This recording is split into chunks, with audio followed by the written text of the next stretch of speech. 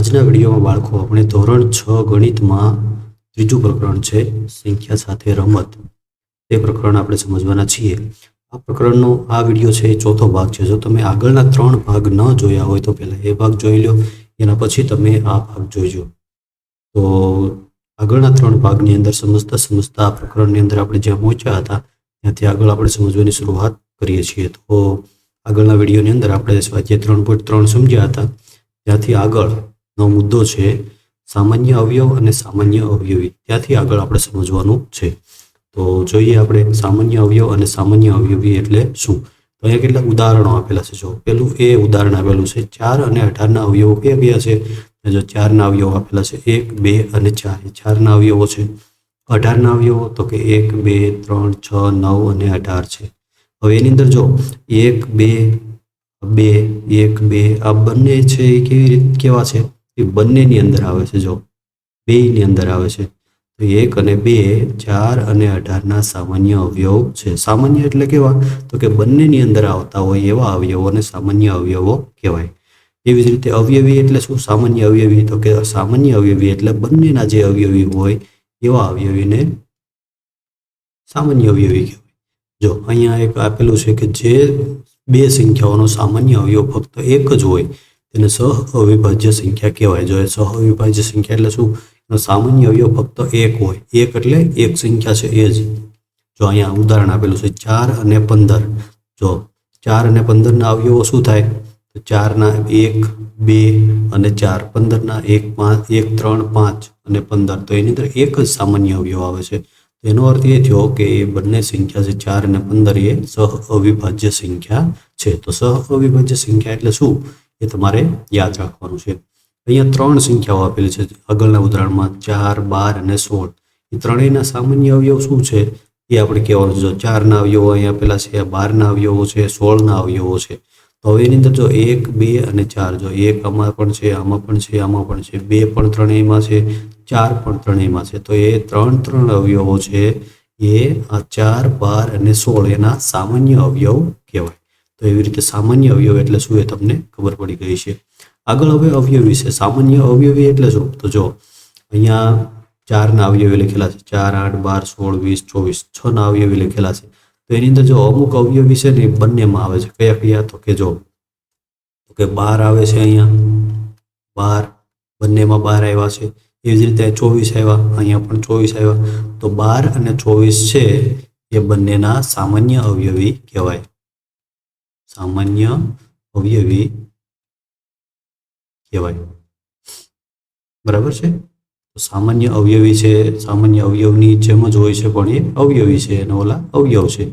આગળ જો આના સામાન્ય અવયવી ત્રણના સામાન્ય અવયવી ગોતવાના। તો 3ના અવયવી અહીં લખેલા છે, 5ના અવયવી લખેલા છે, 6ના અવયવી લખેલા છે। તો હવે એની અંદરથી આપણે શોધવાનું છે કે સામાન્ય અવયવી કયા છે। જો 3ની અંદર કયા કયા અવયવી આવે છે, જો 15 આવ્યું છે, તો આની અંદર પણ 15 આવ્યા અને આની અંદર 15 આવતા નથી। તો સામાન્ય અવયવ કયા આવશે, ત્રણેયમાં આવતા હોય એવા, તો જો 30 આવ્યા, અહીંયા પણ 30 આવ્યા અને અહીંયા પણ 30 આવ્યા છે। તો 30 છે એનો સામાન્ય અવયવી। તો આગળ વધારે લખતા જઈશું તો 60 આવશે, બરાબર છે। તો 60 પણ એ ત્રણેયનો સામાન્ય અવયવી થયો। તો આવી રીતે સામાન્ય અવયવ અને સામાન્ય અવયવી એ આપણે બરાબર સમજી લેવાનું છે। અહીંયા આગળ બીજા 2-3 ઉદાહરણો આપેલા છે, 5મું અને 6ઠું ઉદાહરણ એ પણ એવી જ રીતના છે, ઉદાહરણ જ છે એ બરાબર તમે જોઈ લેજો એટલે તરત જ તમને સમજાઈ જશે। જો 3, 4 અને 9ના સામાન્ય અવયવી શોધવાના છે આપણે। તો અહીંયા લખેલું છે ઉદાહરણ, બરાબર તમે જોશો તો તરત જ ખબર પડી જશે। હવે આગળનો મુદ્દો, મેઇન મુદ્દો આપણો છે સ્વાધ્યાય 3.4। તો સ્વાધ્યાય 3.4 આપણે સમજવાની શરૂઆત કરીએ। એમાં પહેલો દાખલો છે સામાન્ય અવયવ શોધો। 20 અને 28 એના આપણે સામાન્ય અવયવ શોધવાના છે। જો અહીંયા સંખ્યાઓ આપેલી છે D, A, B, C અને D, એના સામાન્ય અવયવો આપણે શોધવાના છે। તો 20 અને 28ના આપણે અવયવો પહેલા જોવા પડશે, એના 28 અવયવો કયા કયા છે એના આધારે આપણે નક્કી કરશું કે એના સામાન્ય અવયવો કયા છે। તો અહીંયા જોઈએ આપણે, જો અહીંયા આપણે લખેલું છે સામાન્ય અવયવો શોધો, તો એમાં 20 અને 28, તો અહીંયા 20ના અવયવો લખેલા। જો અવયવો કઈ રીતે લખવાય તો તમને આવડે જ છે એટલે આપણે અહીંયા પહેલેથી જ રાખેલા છે, બરાબર છે। અવયવો કઈ રીતે લખવા એ તો તમને ખબર જ છે કે 20 છે એ કયા કયા ઘડિયામાં આવે છે એ સંખ્યાઓ અહીંયા લખી દેવાની છે। 28ના અવયવો લખો હોય તો 28 કયા કયા ઘડિયાની અંદર આવે છે એ બધા જ ઘડિયાઓ અહીંયા લખી દેવાના છે, એટલે એ બધા એના અવયવો થાય. હવે એના સામાન્ય અવયવો એટલે શું? બંનેમાં આવતા હોય એવા અવયવોને એના સામાન્ય અવયવ કહેવાય. તો અહીંયા જોઈએ આપણે એની અંદર બંનેમાં આવતા હોય એવા અવયવો કયા કયા છે. તો જો એક છે, 2 છે બંનેમાં, 4 બંનેમાં છે.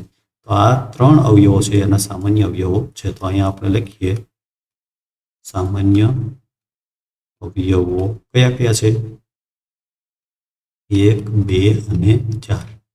એવી રીતે બી છે, એની અંદર 15 અને 25ના સામાન્ય અવયવો લખવાના. તો અહીંયા 15ના અવયવો છે, અહીંયા 25ના અવયવો છે. તો એની અંદર બંનેમાં આવતા અવયવ કયા છે? 1 છે અને 5 છે. જો આ 1 બંનેમાં આવે છે, 5 બંનેમાં આવે છે. તો એના સામાન્ય અવયવો શું થશે? સામાન્ય અવયવો થશે 1 અને 5. તો એ બંને એના સામાન્ય અવયવો છે. આગળ સી છે, તો એની અંદર 35 અને 50 એના અવયવો અહીંયા લખેલા છે. તો એની અંદર સામાન્ય હોય એવા અવયવો કયા છે? તો કે 1 છે બંનેમાં, એના પછી 5 બંનેમાં છે, એના પછી કઈ છે અવયવ? તો કે એના પછી કઈ અવયવ છે નહીં. તો એના સામાન્ય અવયવ થશે,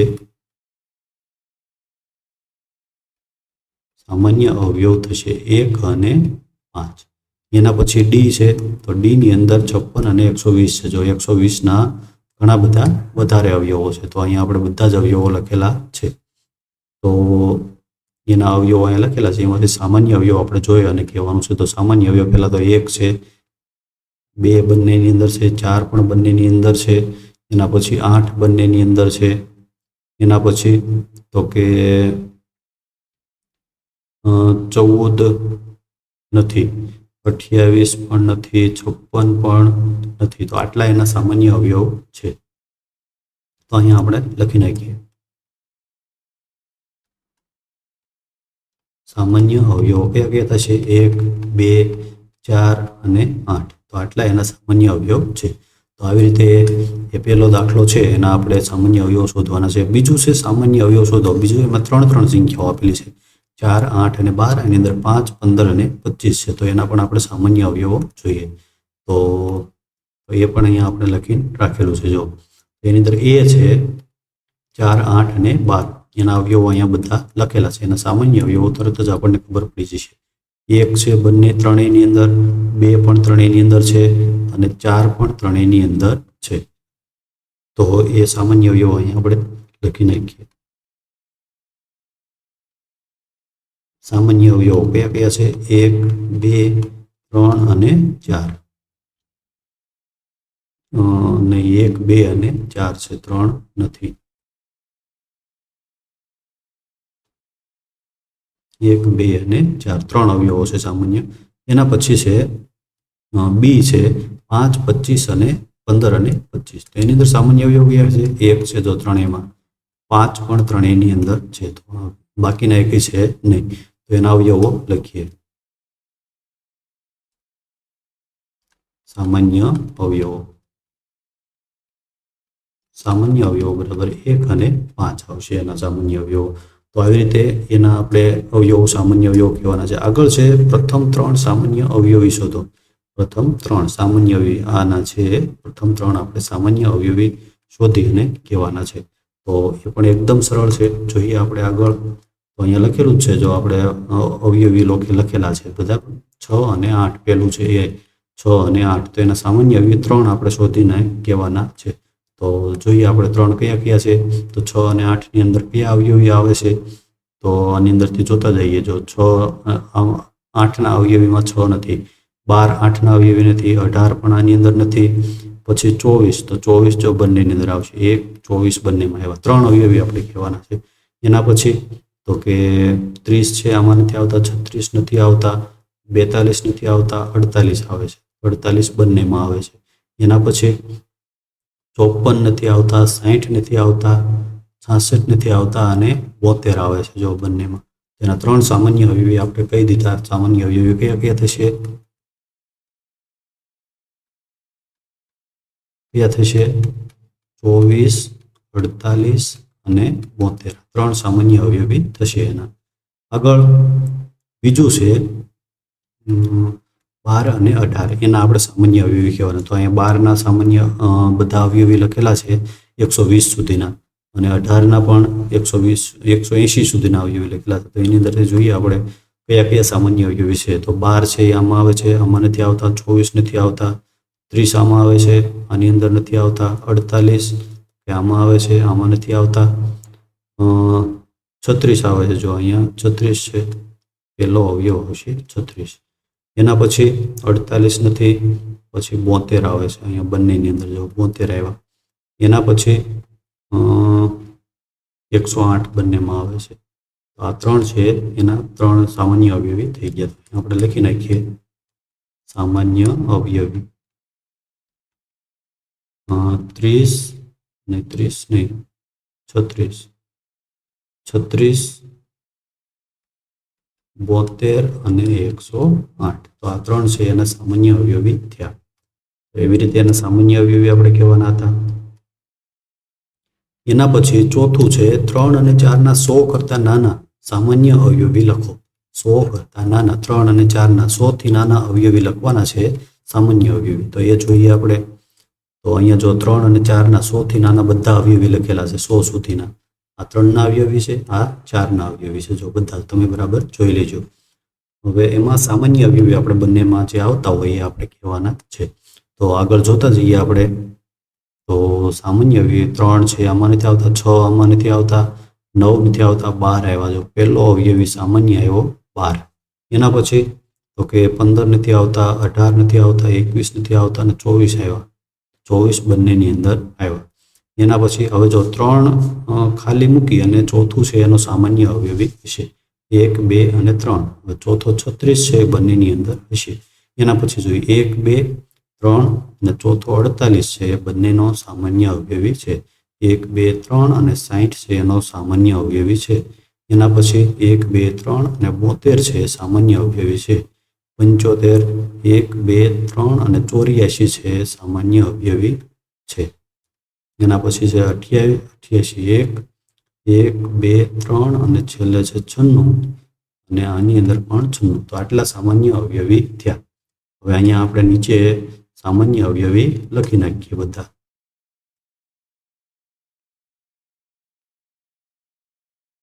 સામાન્ય અવયવી બરાબર 12, 24, 36, 48, 60, 72, 84 અને 96. આટલા 100થી નાના સામાન્ય અવયવી 3 અને 4ની અંદર આવે છે. એવી રીતે એનો ઉત્તર આપણે લખવાનો હતો. આગળ છે નીચેની સંખ્યાઓમાંથી સહ અવિભાજ્ય સંખ્યા કઈ છે? સહ અવિભાજ્ય સંખ્યા એટલે શું? તો કે જેનો અવયવ સામાન્ય અવયવ છે એક જ હોય બંનેની અંદર, એને સહ અવિભાજ્ય સંખ્યા કહેવાય. તો આ સંખ્યાઓ છે એને આપણે અવયવો લખવા પડશે અને પછી નક્કી કરશું કે સહ અવિભાજ્ય એટલે કે એના સામાન્ય અવયવો વચ્ચે આવે છે કે નહીં. તો જોઈએ આપણે આગળ. તો સહ અવિભાજ્ય સંખ્યાઓ કઈ છે? અહીંથી જો આમાં લખેલી છે બધી સંખ્યાઓના અવયવો આપણે અહીં લખીને રાખ્યા છે. 18 અને 35 પહેલી સંખ્યા છે. તો એના સામાન્ય અવયવો કેટલા આવે છે આની અંદર? તો જો આની અંદર એક સામાન્ય અવયવ આવે છે, બાકી એ કંઈ આવતો નથી. ફક્ત એક જ સામાન્ય અવયવ હોય તેને સહ અવિભાજ્ય સંખ્યા કહેવાય. તો આ છે સહ અવિભાજ્ય છે, સહ અવિભાજ્ય છે. એવી જ રીતે બીજી સંખ્યા છે 1, આની અંદર 3, 37, 5, 15 એટલા અવયવો છે. તો એની અંદર પણ ફક્ત એક જ સામાન્ય અવયવ છે. તો એનો અર્થ શું થયો? આ પણ સહ અવિભાજ્ય છે. સહ અવિભાજ્ય છે એ પણ. એના પછી છે 30 અને 415. તો 30ના અવયવી અહીંયા આપેલા છે. અવયવો 1, 2, 3, 5, 6, 10, 15 અને 30. તો એના અવયવો કયા કયા આવે છે? સામાન્ય અવયવો અહીંયા 415ના આપેલા. તો 1 છે અને 5 પણ છે. તો 2 અવયવો સામાન્ય. તો એ સહ અવિભાજ્ય નથી. સહ અવિભાજ્ય નથી આ સંખ્યા. એના પછી જોઈએ આપણે ડી છે. ડીની અંદર છે 17 અને 68. તો 1 અને 17 થશે. જો એ તો અવિભાજ્ય સંખ્યા છે એટલે એના બે જ અવયવો છે. તો એની અંદર એક જ આવે છે અને અહીંયા 17 એ પણ 2 આવે છે. તો એનો અર્થ એ થયો કે આ પણ સહ અવિભાજ્ય સંખ્યા નથી.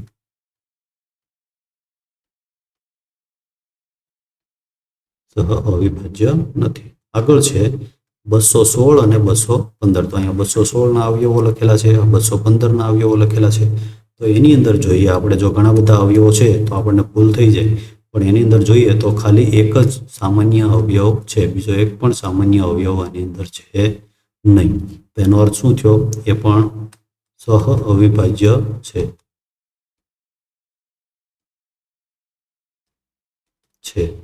એના પછી એફ છે 81 અને 16. તો એના સામાન્ય અવયવો આપણે જોઈએ. એક તો બધામાં હોય જ છે, 3 ક્યાંય નથી, 9 પણ નથી, 27 નથી, 8 પણ નથી. તો એનો 8 આ 81 છે, 8 નથી. તો એનો અર્થ શું થયો? તો સહ અવિભાજ્ય સંખ્યા છે. તો આવી રીતે એ બધા જ પ્રશ્નોના જવાબ આપણે કહેવાના હતા. આગળ છે 6. એક સંખ્યા 5 અને 12 વડે વિભાજ્ય છે, તો તે સંખ્યા બીજી કઈ સંખ્યા વડે વિભાજ્ય છે? એ આપણે જવાબ કહેવાનો છે. એક સંખ્યા 5 અને 12 એ બંને વડે વિભાજ્ય છે. તો એનો અર્થ એ થયો કે 5 અને 12 છે એની સહ અવિભાજ્ય સંખ્યા છે. જો 5 અને 12 છે એ કેવી સંખ્યા છે? સહ અવિભાજ્ય સંખ્યા છે. જો એ સહ અવિભાજ્ય સંખ્યા છે. 5 અને 12 એના અવયવો 1 અને 5 છે. 12 ના અવયવો 1, 2, 3, 4, 6 અને 12. જો એક જ સામાન્ય અવયવ આવ્યો, તો એનો અર્થ એ થયો કે આ બંનેનો ગુણાકાર કરીએ 5 ગુણ્યા 12, તો એનો જે જવાબ આવશે 60. 60 થી પણ એ સંખ્યા છે વિભાજ્ય હોય. તો અહીંયા જો શું લખેલું છે? 5 અને 12 વડે વિભાજ્ય છે. એ સંખ્યા બીજી કઈ સંખ્યા વડે વિભાજ્ય છે? તો એ સંખ્યા 60 થી વિભાજ્ય હશે.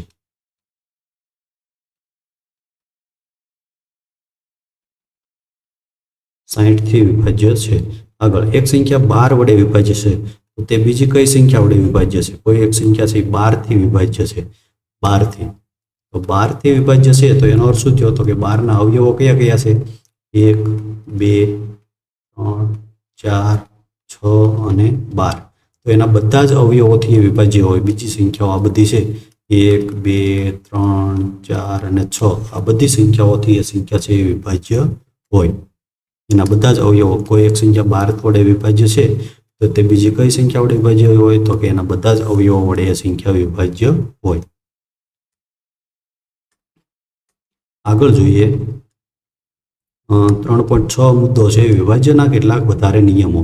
તો વધારાના થોડાક અહીંયા નિયમો આપેલા છે. તો નિયમોની અંદર આપણે અહીંયા જો આ બે સંખ્યા, આ બે છેલ્લા બે પ્રશ્નો આવ્યા ને, એના આધારે જ બધા નિયમો છે. એમાં પહેલો નિયમ જો અહીંયા આપેલો છે કે જો કોઈ સંખ્યા એક સંખ્યાથી વિભાજ્ય છે, તો તે સંખ્યા આ સંખ્યાના પ્રત્યેક અવયવથી પણ વિભાજ્ય હોઈ શકે છે. જો માની લો કે આપણે એક ઉદાહરણ લઈએ. કોઈ એક સંખ્યા છે, માની લો કે એ 20 છે. એક સંખ્યા એ 10 થી વિભાજ્ય છે. બરાબર, 20 છે 10 થી વિભાજ્ય છે. તો 10ના બધા જ અવયવો હોય ને એનાથી આ વિભાજ્ય હોય. 20 છે, 10ના અવયવો કયા કયા છે? 10ના 1, 2, 5 અને 10. બરાબર, તો આ જે 10ના અવયવો છે એ બધાથી આ 20 છે વિભાજ્ય હોય. 1, 2 અને 5 જો એ બધાથી વિભાજ્ય હોય, એવો એનો અર્થ છે. આગળ બીજું આપણે ઉદાહરણ લઈએ. માની લો કે 18 છે એ 9 થી વિભાજ્ય છે. 18 છે 9 થી વિભાજ્ય છે, તો એના અવયવોથી પણ વિભાજ્ય હોય. એટલે કે 9ના અવયવો, 9ના અવયવો કયા કયા છે? 1, 3 અને 9. તો 1 અને 9 છે એનાથી પણ 18 છે એ વિભાજ્ય હોય. બરાબર છે. તો એવી રીતના એ નિયમ છે એ કહેવા માંગે છે આપણને. જો કોઈ એક સંખ્યા વિભાજ્ય છે, તો તે સંખ્યા આ સંખ્યાના પ્રત્યેક અવયવથી પણ વિભાજ્ય હોય છે. આગળ બીજો નિયમ અહીંયા આપેલો છે. આપણે કહી શકીએ કે જો કોઈ સંખ્યા બે સહ અવિભાજ્ય સંખ્યાથી વિભાજ્ય હોય, તો તેના અવયવીથી પણ તે વિભાજ્ય હોય છે. કોઈ એક સંખ્યા છે બે સહ અવિભાજ્ય સંખ્યાથી વિભાજ્ય હોય, તો એના સહ અવયવીથી પણ વિભાજ્ય હોય. એટલે કે જો અહીંયા ઉદાહરણ આપેલું છે સ્વાધ્યાયની અંદર, 5 અને 12 એ બંને સહ અવિભાજ્ય સંખ્યા છે, તો એના અવયવીથી પણ વિભાજ્ય હોય. એટલે કે જો અહીંયા આપણે ઉદાહરણ સમજીએ, 5 અને 12 એ બંનેના અવયવો કયા છે? 1 અને 5. 12ના અવયવો 1, 2, 3, 4, 6 અને 12. તો એના સામાન્ય અવયવો એક જ આવ્યો. એટલે કે એનો અર્થ શું થયો? આ સહ અવિભાજ્ય છે. સહ અવિભાજ્ય છે. તો હવે આ બંનેનો સામાન્ય અવયવી કયો હોય? બંનેનો સામાન્ય અવયવી, તો બંનેનો સામાન્ય અવયવી આ બંનેનો ગુણાકાર કરીએ એ હોય તો 12 પંચા 60 થાય. તો એ સંખ્યા છે, જે સંખ્યા આ બંનેથી વિભાજ્ય હોય એ સંખ્યા એના અવયવીથી પણ વિભાજ્ય હોય, એટલે કે 60થી પણ વિભાજ્ય હોય. તો એવી રીતે એ નિયમ છે એ કહેવા માંગે છે આપણને. જો કોઈ એક સંખ્યા છે એ બે અવિભાજ્ય સંખ્યાથી વિભાજ્ય હોય તો તેના અવયવીથી પણ વિભાજ્ય હોય છે. આગળ છે, જો આપેલી બે સંખ્યા કોઈ સંખ્યાથી વિભાજ્ય હોય તો તે આ સંખ્યાઓનો સરવાળો પણ તેનાથી વિભાજ્ય હોય. જો એને આપણે સમજીએ તો એ શું કહેવા માંગે છે. માની લો કે કોઈ એક સંખ્યા છે, કોઈ એક સંખ્યા છે 4 અને 8 છે, બરાબર. બે સંખ્યાઓ છે 4 અને 8. તો એ બંને સંખ્યા છે 2 થી વિભાજ્ય છે, બરાબર. 2 થી વિભાજ્ય છે. તો હવે આ બંનેનો સરવાળો કરીએ તો 4 ને 8 કેટલા થશે? 12. તો સરવાળો જે એનો બંનેનો 12 થયો, એ 12 પણ 2 થી વિભાજ્ય હોય એમ કહેવા માંગે છે આપણને. જો વિભાજ્ય એટલે શું? તો ભાગાકાર કરીએ તો શેષ ન વધે એને વિભાજ્ય કહેવાય. 4/2 કરીએ તો 2 દુ 4, જો શેષ નથી વધતી. 8/2 કરીએ તો 2 ચોક 8, જો શેષ નથી વધતી, બરાબર. તો આ બંનેનો સરવાળો કરીએ તો જે જવાબ આવે એટલે કે 12 આવ્યા. તો એ પણ 2 થી આપણે ભાગાકાર કરીએ તો જવાબની અંદર શેષ વધે નહીં. 2 6 12. તો એવું એ કહેવા માંગે છે આપણને નિયમ. તો સંખ્યાઓનો સરવાળો પણ તે સંખ્યાથી વિભાજ્ય હોય છે. આગળ છે એની બાદબાકીનું કહે છે. જો આપેલી બે સંખ્યા કોઈ એક સંખ્યાથી વિભાજ્ય હોય તો આ સંખ્યાઓનો તફાવત પણ તે સંખ્યાથી વિભાજ્ય હશે. તો એ શું કહેવા માંગે છે આપણે જોઈએ. તફાવત એટલે બાદબાકી. માની લો કે 35 અને 25, બરાબર. 35 અને 15 લઈએ આપણે, બરાબર. 35 અને 15 આ બંને સંખ્યાઓ છે એ 5 થી વિભાજ્ય છે, બરાબર. 5 થી વિભાજ્ય એટલે કે 5 થી ભાગાકાર કરીએ તો એમાં શેષ નહીં વધે.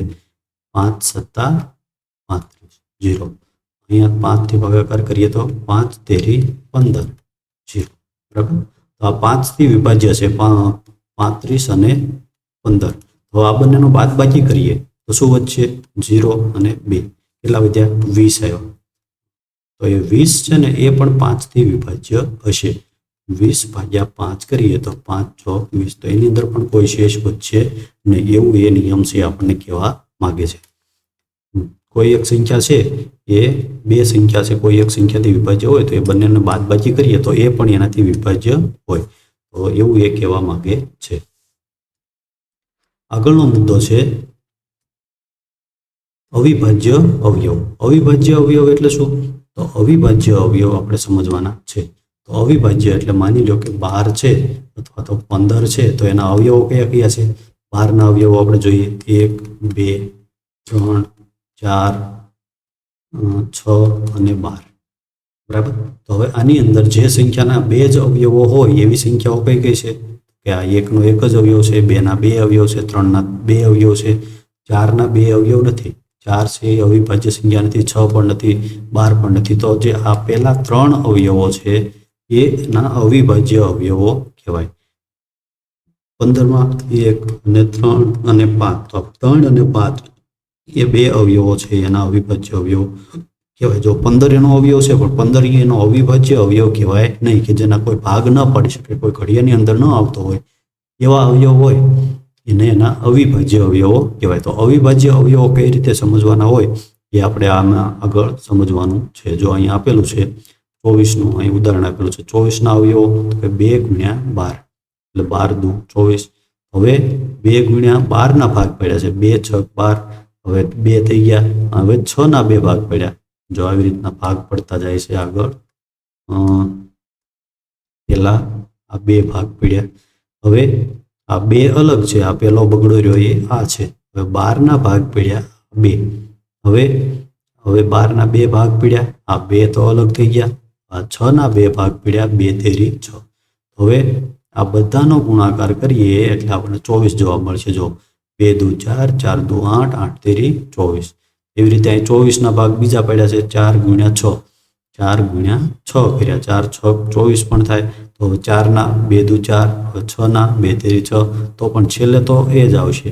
હવે એવી રીતના ત્રીજો કડીઓ છે 3 × 8 = 24, તો હવે 8ના 3 ભાગ પડ્યા, તો એ પણ છેલ્લી લાઈનની અંદર જે છે અવયવો એ 3 એ 3ની અંદર સરખા છે, તો એ અવિભાજ્ય અવયવો કહેવાય. જો 24ના ઉપરના બધા અવયવોમાં છેલ્લે આપણને એક જ સ્વરૂપ મળે છે, 2 × 2 × 2 × 3 મળે છે. તો 2 અને 3 જ એવા અવયવો છે કે જે એની અવિભાજ્ય સંખ્યાઓ છે. તો 2 અને 3 એના અવિભાજ્ય અવયવો છે. એવી જ રીતે અહીંયા 36ના અવયવો નીચે આપેલા છે.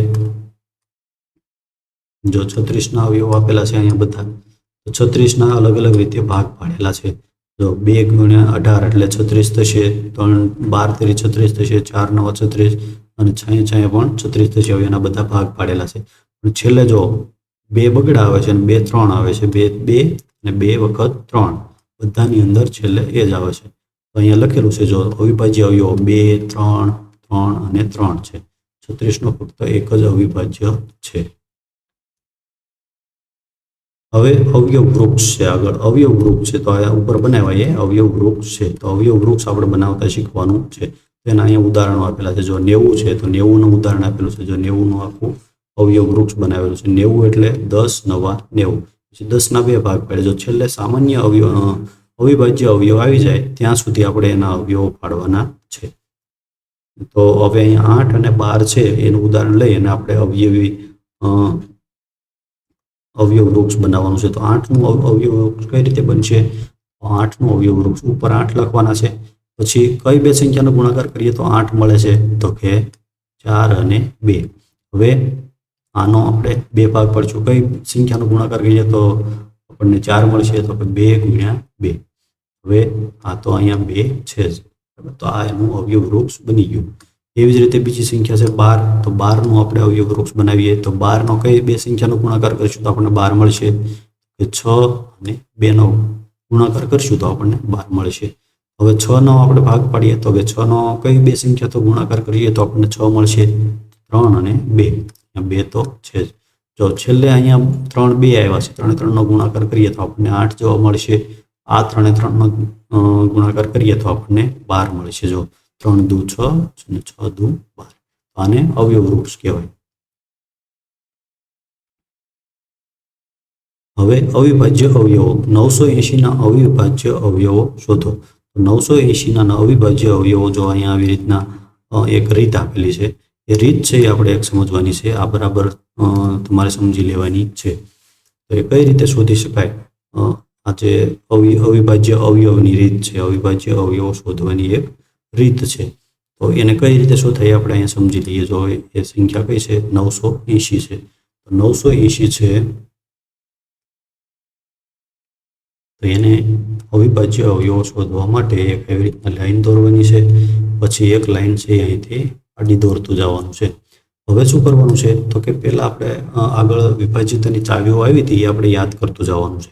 તો અહીંયા 0 છે એનો અર્થ શું થયો? 2 થી એનો ભાગાકાર. જો અવિભાજ્ય સંખ્યાથી જ એનો ભાગાકાર કરવાનો છે. અવિભાજ્ય સંખ્યાઓ કઈ કઈ છે? 2 3 5 7 આવી સંખ્યાઓથી જ એનો ભાગાકાર કરવાનો છે. 4 થી ભાગાકાર કરવાનો નથી, કેમ કે 4 એ અવિભાજ્ય સંખ્યા નથી.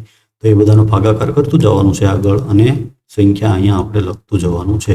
તો સૌથી પહેલા 2 થી ભાગાકાર કરીએ. 980 / 2 એટલે 2 થી ભાગાકાર એટલે અહીંયા આપણે 2 લખી નાખશું. 2 ચોક 8 ની બાદબાકી કરીએ. 9 માંથી 8 જાય તો 1, ઉપરથી 8 ઉતાર્યા, 2 9 18. અહીંયા 0 થઈ જશે, ઉપરથી 0 ઉતાર્યું 0, 490 આવ્યા. તો અહીંયા બીજી એક લીટી દોરી દેવાની છે અને અહીંયા લખી નાખવાના છે 490. હજી અહીંયા 0 છે એનો અર્થ શું થયો? હજી 2 થી ભાગાકાર આપણે કરી શકશું. આ ભાગાકાર સાફ કરી નાખીએ અને બીજો ભાગાકાર આપણે 2 થી કરીએ આગળની સંખ્યાનો. અહીંયા હજી 2 લખી નાખીએ અને અહીંયા 490 થી ભાગાકાર કરીએ. અહીંયા 2 થી ભાગાકાર કરીએ. 2 દુ 4 0 9 2 ચોક 8, અહીંયા 1 વધશે 0, 2 5 10, અહીંયા 0 થઈ ગયું. બરાબર. હવે 245 આવ્યા. હવે યાદ કરવાનું છે આપણે શેનાથી આપણે ભાગ ચલાવી શકશું. હવે 3 નહીં, 2 તો નહીં આવે કેમ કે અહીંયા એકી સંખ્યા છે. બેકી સંખ્યા હોય તો આપણે 2 થી ભાગ ચલાવી શકશું. 2 થી આ સંખ્યા વિભાજ્ય છે નહીં. હોય તો 3 થી વિભાજ્ય છે કે નહીં આપણે જોવાનું છે. 3 થી વિભાજ્ય છે તો 3 ની વિભાજ્યતાની ચાવી શું છે? તો કે બધા જ અંકોનો સરવાળો કરવાનો છે 2 4 અને 5 તો એનો સરવાળો શું થશે 2 + 4 + 5 બરાબર કેટલા થાય 2 ને 4 6 6 ને 5 11 તો 11 થયા તો 11 છે એ 3 થી વિભાજ્ય નથી એટલે 3 થી પણ એનો ભાગાકાર થઈ શકશે નહીં હવે 5 ની ચાવી જોઈએ તો 5 ની ચાવી શું છે તો એકમની અંદર 0 અથવા 5 હોય એનો ભાગાકાર થઈ શકે તો અહીંયા 5 છે એટલે 5 થી ભાગાકાર થઈ શકશે તો 245 ભાગ્યા 5 કરીએ 5 ચોક 20 0 4 45 5 9 45 0 તો અહીંયા 5 થી ભાગાકાર કર્યો અને અહીંયા વધ્યા 49 હવે આગળ 49 જોવાના છે તો 49 છે હવે તો આપણને તરત જ ખબર છે કે 7 ના ઘડિયાની અંદર આવે છે તો સીધું જ આપણે લખી શકીએ અથવા તો 49 નો ભાગાકાર પણ કરી શકાય 7 7 49 હવે અહીંયા 7 વચ્ચે અહીંયા પણ 7 આગળ 7 એકા 7 તો છેલ્લે 1 આવી જાય ત્યાં સુધી એનો ભાગાકાર આપણે કરતું જવાનું છે અને છેલ્લે જે સાઈડની અંદર અહીંયા ઊભી લાઈનની અંદર જે અવયવો લખેલા આવ્યા એ બધા 980 ના અવિભાજ્ય અવયવો છે તો અહીંયા આપણે લખી નાખીએ 2 2 5 7 અને 7 આ એના અવિભાજ્ય અવયવો છે તો જો અહીંયા પણ એ અવિભાજ્ય અવયવો લખેલા છે આવી રીતે અવિભાજ્ય અવયવો શોધવાના હોય છે એકાદું ઉદાહરણ આપણે બીજું લઈએ અવિભાજ્ય અવયવો શોધવાનું તો કોઈ એક સંખ્યા લઈએ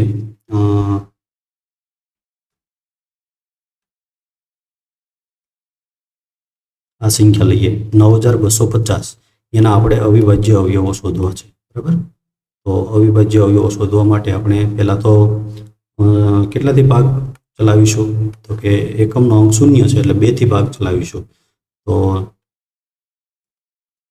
2 થી ભાગાકાર કરીએ 2 ચોક 8 અહીંયા 1 વચ્ચે 2 12 2 છક 12 0 5 2 2 4 1 વચ્ચે 0 2 5 10 બરાબર અહીંયા 2 થી ભાગાકાર કર્યો અહીંયા આવ્યા 4625 તો 2 થી ભાગાકાર કર્યો એટલે 4625 આવ્યા હવે 2 થી ભાગાકાર થઈ શકશે 2 થી ભાગાકાર નહીં થાય હવે આપણે જોઈશું 3 થી થાય છે કે નહીં તો 3 થી થશે કે નહીં જોવા માટે શું કરવું પડશે તો બધા અંકોનો સરવાળો કરીએ 4 + 6 + 2 + 5 બધાનો સરવાળો કેટલો થશે 4 ને 6 10 10 ને 2 12 12 ને 5 17 તો 17 છે એ 3 થી વિભાજ્ય નથી એટલે 3 થી ભાગાકાર થશે નહીં હવે 5 થી જોઈએ તો 5 માટે 0 અથવા 5 હોય એકમનો અંક તો ભાગાકાર થઈ શકશે તો અહીંયા 5 છે એનો અર્થ એ થયો કે 5 થી ભાગાકાર કરી શકાય છે તો 5 થી આપણે ભાગાકાર કરીએ તો